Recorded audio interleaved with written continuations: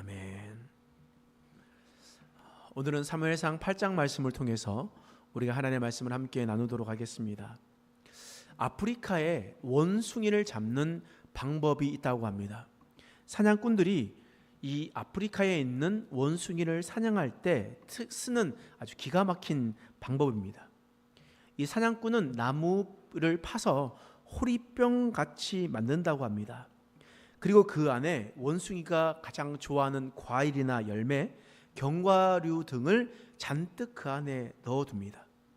그러면 원숭이들이 냄새를 맡고 그 나무에게 찾아오게 되죠. 그리고 난 다음에 그 호리병 같은 입구 속에 손을 넣습니다. 근데 그 구멍을 아주 작게 만들어 놔요. 그래서 손을 펴서 겨우 넣고 들어갑니다. 근데 그것을 주먹을 쥐고 꺼낼 때는 빠져나오지 못하도록 만들어 둡니다. 그래서 원숭이들이 그것에 있어서 꺼내려고 하는데 꺼내지지 않는 거예요. 그런데 사냥꾼이 그 모습을 보고 원숭이에게 다가옵니다. 그러면 어떻게 됩니까? 손에 움켜쥔 것을 놓고 도망가야 되죠. 그런데 원숭이는 그 열매에 대한 집착, 그 먹고 싶어하는 그 욕심 때문에 그 손을 놓지 못하게 됩니다. 그래서 주먹을 쫙 잡고 있기 때문에 그 나무에 빠져나가지 못하게 되고 이 사냥꾼은 그 원숭이를 생포할 수가 있게 되는 거예요. 원숭이에게는 자기가 간절하게 먹고 싶어 했었던 그 열매가 있죠. 근데 자신이 간절하게 먹고 싶었던 그 열매가 자기를 죽음으로 몰아넣는 치명적인 올무가 되어 버렸던 겁니다. 이처럼 우리가 간절히 원해서 마침내 내 손에 움켜잡으려고 하지만 나중에 돌이켜보니 오히려 그것이 내 발목을 잡는 올무가 된 적이 참 많은 거예요. 에스더서를 한번 살펴보면 하만이라는 사람이 나옵니다. 이 하만이라는 사람은 유대인이었었던 모르드게를 몹시 못마땅해 여겼습니다. 왜냐하면 이 모르드게가 하만 앞에 절하지 않았거든요. 다른 사람들은 이 페르시아의 2인자 하만에게 절을 했는데 모르드게만은 절하지 않았던 겁니다. 모르드게는 왜냐하면 하나님 한 분께만 절하겠다라는 결단을 했었기 때문이에요. 그러니 이 하만이라는 사람이 분노가 차오르게 됩니다. 모르드게를 죽이고 싶어하는 이 열망이, 탐욕이 솟아오르게 됩니다. 그래서 모르드게를 죽이기 위해서 자신의 집 앞에 50규빗이 넘는, 그러니까 지금으로부터 한 20m 정도 높은 장대를 세워서 모르드게를 달고 페르시아 모든 사람들이 그곳에 있는 사람들을 보게 하게끔 하려고 했었습니다. 그런데 모르드게를 달고 그리고 죽이려고 했었던 그 장대에 결국 누가 매달렸습니까? 하만 본인이 매달리게 되었습니다. 간절히 바라고 그토록 원하며 고집을 피웠었지만 그것이 스스로의 올무가 되어버린 어리석은 이야기를 에스더서를 통해서 우리는 알 수가 있어요. 근데 오늘 본문 말씀도 마찬가지입니다. 오늘 본문 말씀에도 그들이 간절히 원했었던 것이 결국은 스스로 올무에 빠지는 그런 일들이 일어나게 됐던 겁니다. 그것이 바로 왕을 세우는 일이었습니다. 고대 근동 지역, 그러니까 지금으로부터 약 오늘 말씀에 보면 약 3,000년 전에 이스라엘 땅, 가나안 땅이 어떤 삶이었냐면요, 그들은 철저하게 도시 국가를 이루며 살아갔습니다. 그러니까 한 지역 우리나라에 한 대통령이 있는 것이 아니라 그 지역마다 왕이 있었다라는 거예요. 이게 무슨 말이냐면 이스라엘 땅이 크기가 어느 정도 되냐면 우리나라로 치면 강원도 정도 말합니다. 강원도 정도만 하는 그 땅에 여호수아에 보면 그곳에 왕이 몇 명이 있었냐면 31명이 있었습니다. 강원도 정도 되는 땅에 왕이 31명이라는 거예요. 이것이 무슨 말이겠습니까? 강원도지사 한 명만 있으면 되는데 그곳에 31명, 그러니까 시장, 군수, 이것이 뭐 그 정도보다 더 작은 형태로 아주 많은 곳에 31명의 왕이 있었다라는 겁니다. 그것이 고대 근동 지역의 모습이었어요. 모두가 다 도시 국가로 이루어졌다는 겁니다. 여러분 잘 아시는 스파르타도 아시죠? 아테네도 알고 계시죠? 그들도 그리스의 한 도시 국가 아니겠습니까? 도시별로 세워진 그런 곳이었습니다. 이스라엘도 그 당시 마찬가지였다라는 거예요. 그런데 유독 이스라엘만 왕이 없었습니다. 그들의 크기가 작았었을까요? 그렇지 않아요. 여러분 출애굽을 할 때 인원이 몇 명이라고 했습니까? 장정만 60만 명. 그러니까 남녀노소 다 합치면 200만 명의 사람입니다. 그러니까 그것이 31명의 왕들이 속한 그 도시 국가보다 훨씬 더 큰 규모였다라는 거예요. 때문에 당연히 이스라엘에는 왕이 필요했습니다. 지도할 수 있는, 이 통치할 수 있는 왕이 필요했다라는 거예요. 그런데 이스라엘에는 왕이 없었어요. 이유가 뭘까요? 그곳에 왕이 누구였습니까? 여호와 하나님이었기 때문입니다. 사람의 왕은 없지만 그 이스라엘 백성들을 통치하고 다스리시는 여호와 하나님이 그들의 친히 왕이 되어 주셨다라는 거예요. 그래서 200만 명의 사람들이 살아갈 때 완벽하게 하나님의 놀라우신 은혜로 책임지신 은혜를 경험하며 살아갔던 겁니다. 때문에 이스라엘 백성들은 세상 사람들과 살아가는 방식이 달랐던 것이었습니다. 아주 특별하게 구별된 하나님의 백성으로, 하나님의 사람으로 살아가게 됐던 겁니다. 그런데 오늘 본문 말씀에 보니까 이스라엘 백성들이 사무엘을 찾아와요. 사무엘을 찾아와서 스스로 그 특별함을 차버리는 겁니다. 그 특별한 하나님이 왕 되신다는 것을 차버리는 거예요. 오늘 본문 말씀 사무엘상 8장 5절 말씀에 보면 이런 말씀이 기록되어 있습니다. 함께 읽겠습니다. 시작.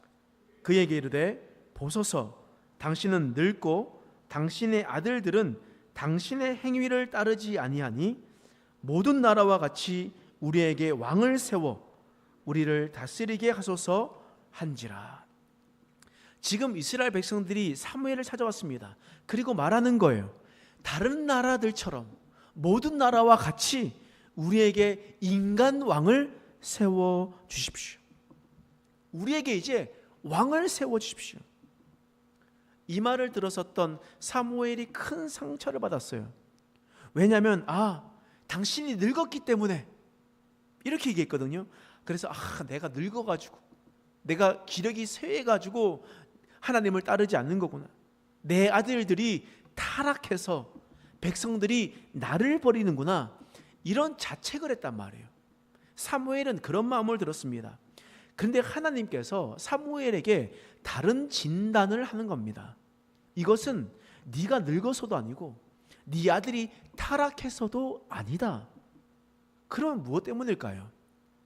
하나님의 진단은 이겁니다. 사무엘상 8장 7절 말씀 읽어보겠습니다. 시작. 여호와께서 사무엘에게 이르시되 백성이 내게 한 말을 다 들으라. 이는 그들이 너를 버림이 아니요 나를 버려 자기들의 왕이 되지 못하게 함이니라. 하나님께서 분명하게 말씀하시는 겁니다. 이스라엘 백성들이 왕을 요구하는 그 이유는, 참된 이유는 네가 늙어서도 아니다. 네 아들들이 타락해서도 아니다. 그들은 보이지 않는 하나님을 향한 신뢰를 잃어버렸기 때문이다. 그들이 더 이상 나를 신뢰하지 않는다. 이스라엘 백성들은 생각하는 겁니다. 하나님, 이제 더 이상 눈에 보이지 않는 하나님으로는 내 인생을 맡길 수가 없습니다. 도저히 눈에 보이지 않는 하나님 앞에 내 인생을 맡길 수가 없어요. 불안합니다. 이제 하나님으로는 충분하지 않습니다. 이제 내 눈 앞에 보이는 것을 내게 주십시오. 주변 나라들처럼 나를 지켜줄 수 있는 강력한 군대를 주십시오. 눈에 보이는 확실한 무언가, 나를 다스릴 수 있는 보이는 왕, 내가 내 눈앞에 보이는 왕을 보여주십시오. 이렇게 이야기를 하는 겁니다. 눈앞에 보이는 왕을 얻어서 그 마음 가운데 안정감을 두려고 하는 이스라엘 백성들의 마음이었던 것이었습니다. 그래서 눈에 보이지 않는 진짜 왕이신 하나님을 거절해버리는 영적으로 아주 무서운 반역을 일으켰던 것이었던 겁니다. 이스라엘 백성들이 하나님 앞에 나와서 이렇게 요구했습니다. 이제 눈에 보이지 않는 하나님 치워버릴게요. 그리고 이제 내 눈앞에 보이는 안정감을 둘 수 있는 왕을 나에게 주십시오. 그랬을 때 하나님께서 경고를 하시는 거예요. 네 눈앞에 보이는 왕을 세워두게 되면 너에게는 어려움이 있을 것이다. 힘듦이 있을 것이다. 그 말씀이 사무엘상 8장 11절부터 17절까지에 기록해 두고 있는 겁니다. 그 내용을 요약해 보면 만약에 인간 왕을 세우면 너의 아들들이 징집되어서 왕의 밭을 갈게 될 것이다. 왕을 위해서 무기들을 만들게 될 것이다. 너희 딸들도 호출되게 될 텐데 끌려와서 왕을 위해서 요리하게 될 것이다. 또한 너희는 너희의 밭과 농장에서 지어낸 가장 좋은 것을 왕에게 빼앗기게 될 것이다. 또한 너희 소산의 11조 또한 왕에게 바쳐야 할 것이며 너희의 노비들까지 왕의 일들을 해야 할 것이다. 다시 말해서 하나님께서 말씀하시는 것은 무엇이냐면 너희가 만약 보이는 왕으로 안정감을 가지고 살아가게 된다면 너희는 인간의 왕의 노예가 될 것이다.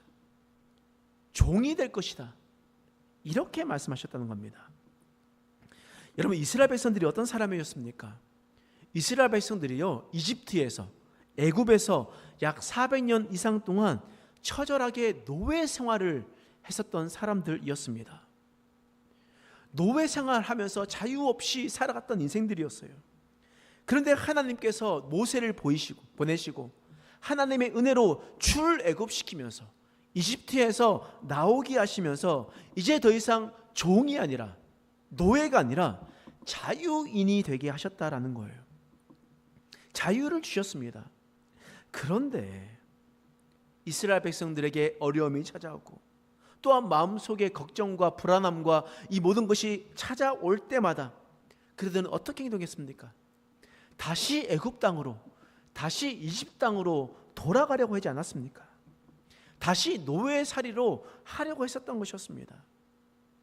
눈에 보이지 않는 하나님을 맞이하며 자유인으로 살아가는 것보다 차라리 내 눈에 보이는 주인이 있는 왕으로 세우며 나는 종살이 노예 생활하면서 살아가겠다.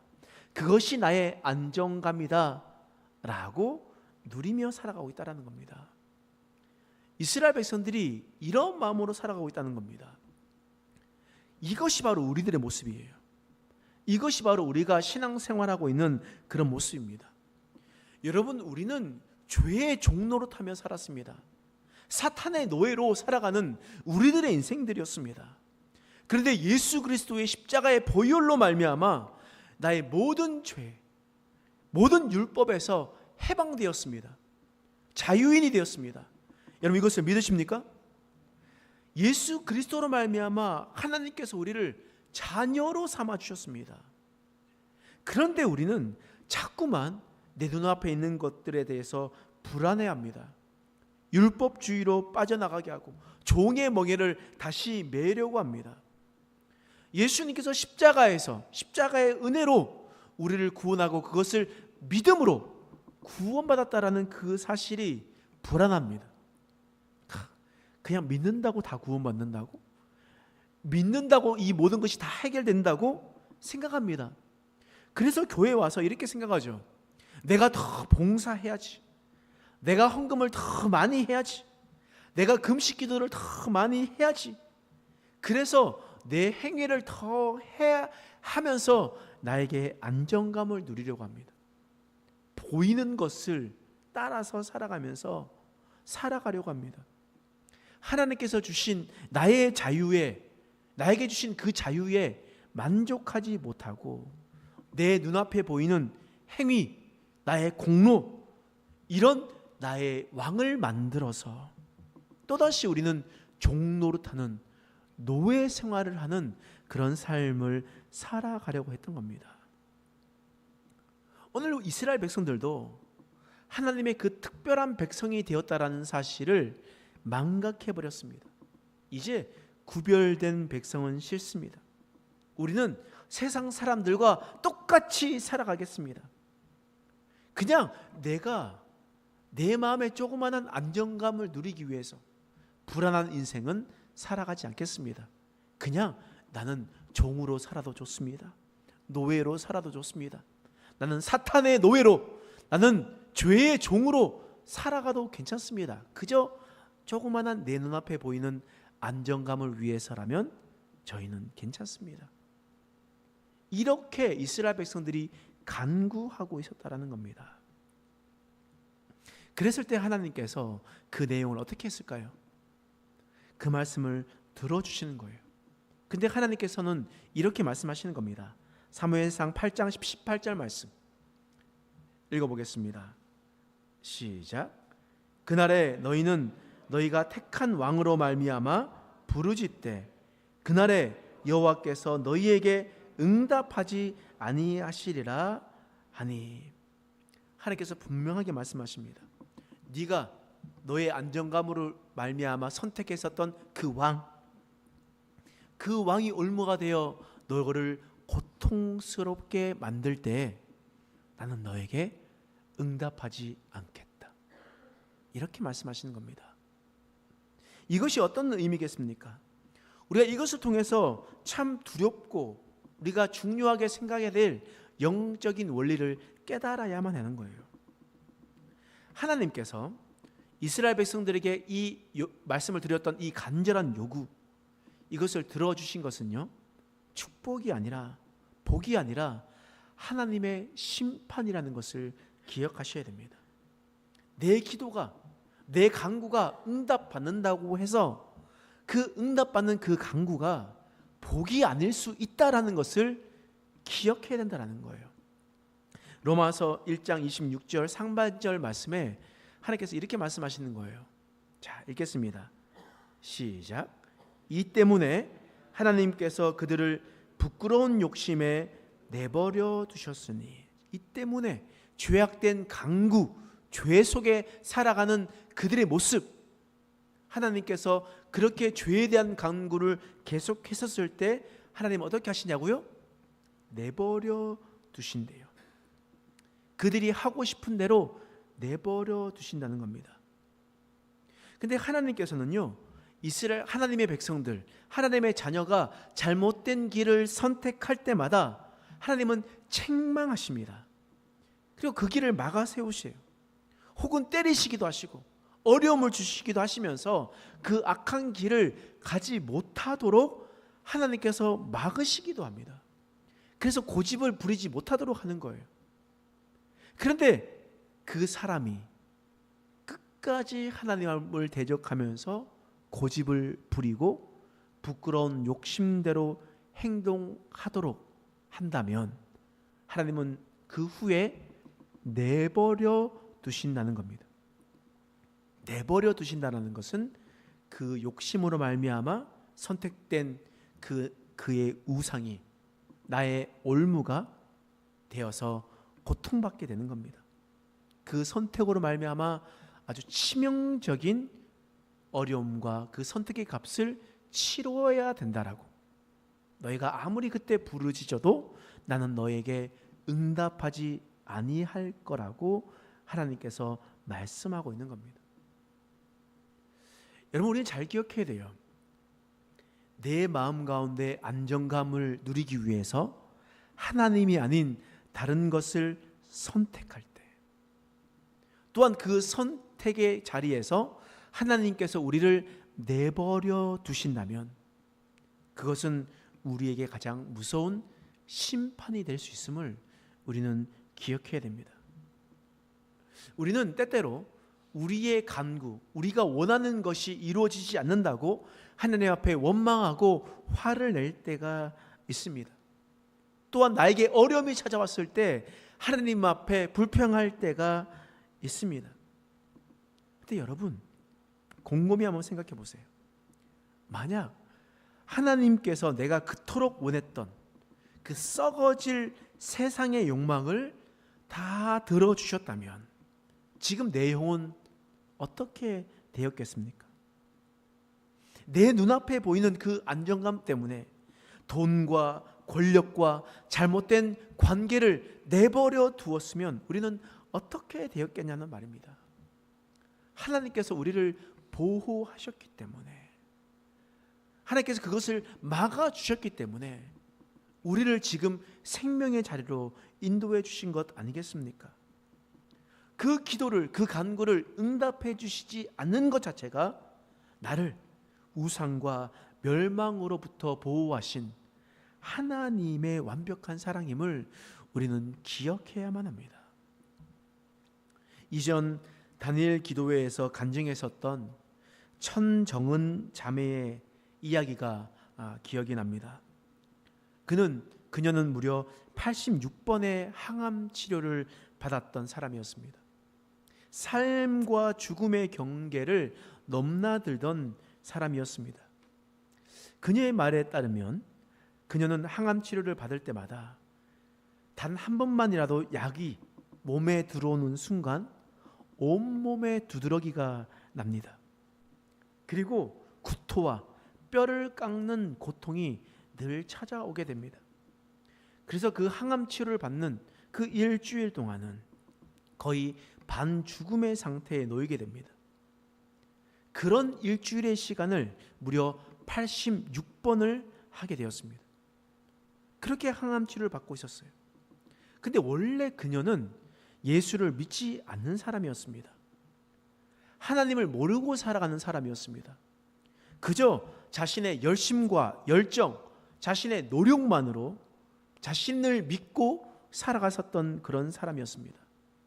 그런데 암이 발발되고 항암 치료를 받으면서 가장 캄캄하고 가장 고통스러운 절망의 밑바닥에 있을 항암 4차가 지나가던 그 어느 날, 그녀는 예수님을 인격적으로 만나게 되었습니다. 그녀의 마음에 살아계신 창조주 하나님이 믿어지게 되었습니다. 나를 위해 이 땅에 오시고 나를 위해 십자가에 죽으신 예수님이 믿어지게 되었습니다. 예수님께서 부활하신 것처럼 나도 주님 다시 오실 때 부활로 영원한 생명으로 살아가게 될 것을 믿어지게 되었습니다. 이런 온전한 기적의 역사가 일어나게 되었던 겁니다. 그녀가 언제 예수님을 믿게 되었습니까? 항암 치료가 다 끝나서가 아니에요. 몸이 깨끗하게 낫고 나서가 아니었습니다. 눈에 보이는 응답으로 그 안정감을 누리며 살아갈 것이 아니었습니다. 그저 그녀는 그의 육신은 여전히 암세포 때문에 힘들고 싸우고 찢어질 듯한 고통 속에 살아가고 있었지만, 그녀는 눈에 보이는 세상의 건강과 그런 평안보다 보이지 않는 하나님, 내 인생의 진짜 왕이신 예수님을 받아들이게 되었던 겁니다. 그리고 그녀는 그 항암 치료 86번으로 끝나지 않고 이후로 120번이 넘는 뼈 깎는 고통의 시간이 이어지게 되었습니다. 여러분, 120주를 두드러기가 나고 고통스럽고 뼈 깎는 고통 속에 살아갔으면 보통 사람이라면 어떻게 하겠습니까? 내가 예수님을 이렇게 잘 믿었는데 왜 나에게 병을 고쳐주시지 않습니까? 왜 내게 눈에 보이는 기적을 주지 않습니까? 하고 우리는 원망하지 않습니까? 또한 내 눈에 보이는 세상의 안정감을 찾아 헤매지 않겠습니까? 세상의 헛된 우상을 찾아 헤매면서 믿음을 포기하며 살아가지 않겠습니까? 그런데 천정은 자매는 조금도 흔들리지 않았습니다. 눈에 보이는 육신의 치유보다 눈에 보이지 않는 영원한 생명이 얼마나 크고 위대한지 뼛속 깊이 믿어졌기 때문입니다. 그래서 그녀는 자신이 86번의 이 항암치료를 받으며 그리고 이후로도 자신의 마지막 호흡이 닿는 그 순간까지도 수많은 사람들 앞에 서서 간증을 했습니다. 이렇게 고백을 했습니다. 암은 나를 죽이는 저주가 아닙니다. 나를 진짜 왕이신 예수님께 이끌어준 가장 큰 축복의 통로입니다. 그가 암으로 120여 차례를 항암 치료를 하면서 암은 나를 죽이는 저주가 아니었습니다. 이 암으로 말미암아 내가 하나님을 믿고 진짜 하나님을 나의 왕으로 섬길 수가 있게 되었습니다. 라고 고백합니다. 그리고 2023년 겨울 자매님은 120차가 넘는 투병 생활을 마치고 자신이 그토록 사랑하며 끝까지 신뢰했었던 눈에 보이지 않던 진짜 왕이신 예수님의 품에 안기게 되었습니다. 육신의 병이 낫는 그 기적, 그리고 그 눈에 보이는 응답을 그녀는 손에 붙잡지 못했습니다. 그러나 그녀는 죽음 앞에서도 끝까지 흔들리지 않았습니다. 빼앗길 수 없는 영원한 생명, 보이지 않는 진짜 왕, 그 왕을 안정감을 두고 왕에게 안정감을 두고 살아가고 있었던 것이었습니다. 그렇다면 여러분, 오늘 우리는 어떤 것을 우리의 왕으로 살아가고 있습니까? 어떤 것을 나의 안정감으로 여기며 살아가고 있냐는 거예요. 보이는 것을 쫓아 살아가고 있지 않습니까? 이스라엘 백성들처럼 자신의 조그마한 평안을 위해서, 마음의 조그마한 안정감과 보이는 평안을 위해서 인간 왕을 찾고 있지 않냐는 겁니다. 그래서 우리가 보이지 않는 하나님을 저버리고 하나님이 아닌 다른 것을 의지하며 다른 헛된 우상 앞에 살아가고 있지 않습니까? 만약 우리가 보이는 것에 안정감을 누리고 살아간다면 다시 한 번 더 우리의 마음을 되돌이켜 보아야 합니다. 이스라엘 백성들처럼 눈에 보이는 그것을 쫓아 돈을 쫓고 권세를 쫓고 세상의 힘을 쫓아서 살아가고 있다면 우리의 어리석은 모습을 회개하시길 간절히 소망합니다.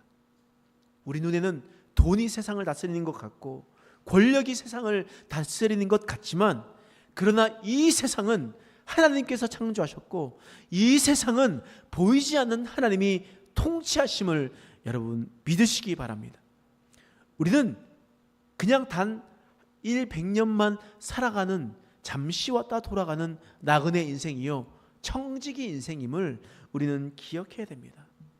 우리에게 영원한 생명을 주실 보이지 않는 하나님을 믿으며 살아가야 됩니다. 이제 우리가 살아갈 때 썩어질 우상 앞에서 나의 안정감을 찾으려는 우리의 인생이 아니라 보이지는 않지만 우리의 영원한 왕 되신 하나님 앞에 안정감을 두고 그 선하신 목자 우리 예수님만을 붙들며 살아가는 저와 여러분 되시길 간절히 축원합니다. 기도하겠습니다. 하나님, 우리는 이스라엘 백성들처럼 사람의 왕을 세우며 자신의 안정감을 찾아가려고 했습니다. 그래서 보이지 않는 하나님을 버렸습니다. 하나님, 우리 인생이 바로 이스라엘 백성들과 같은 모습입니다. 돈에 빠져, 권력에 빠져, 나의 어떤 헛된 안정감에 빠져 보이지 않는 하나님을 멀리해 버렸습니다. 우리를 불쌍히 여겨 주시옵소서. 잠시 찾아오는 그 행복이 아니라 오직 보이지 않는 하나님이 주시는 영원한 안식과 평안을 쫓아, 하나님께서 주시는 영원한 행복을 쫓아 살아가는 우리의 인생 되게 하여 주시옵소서. 감사드리며 예수님의 이름으로 간절히 기도드립니다.